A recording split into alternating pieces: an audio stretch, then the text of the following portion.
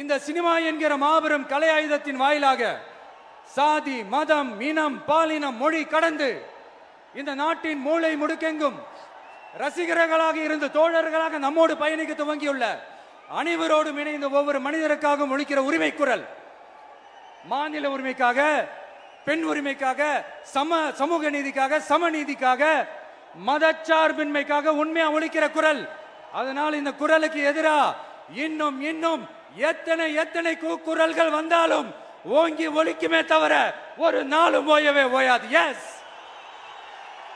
it is an unstoppable voice, an unstoppable force.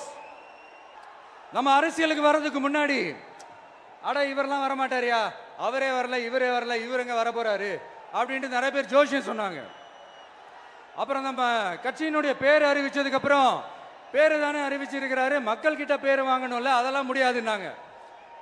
அப்புறம் ரொம்ப முக்கியமா மாநாடுலாம் எவ்வளவு பெரிய விஷயம், அதெல்லாம் இவர் ஒத்தால எப்படி பண்ண முடியும், சும்மா பக்கத்தில் புசியானதை வச்சுக்கிட்டு மாநாடுல எப்படி நடத்தி காட்ட முடியும், அதெல்லாம் அவங்களால முடியாது. அப்புறம் மழை பெஞ்சு எல்லாத்தையும் எடுத்துரும், ஏன் என் கூட இருக்கிறவங்களே கூட தான் சொன்னாங்க. அதுக்கப்புறம் என்ன நடந்துச்சுன்னு உங்க எல்லாருக்குமே தெரியும். இப்ப புதுசா ஒண்ணு சொல்ல ஆரம்பிச்சிருக்கிறாங்க.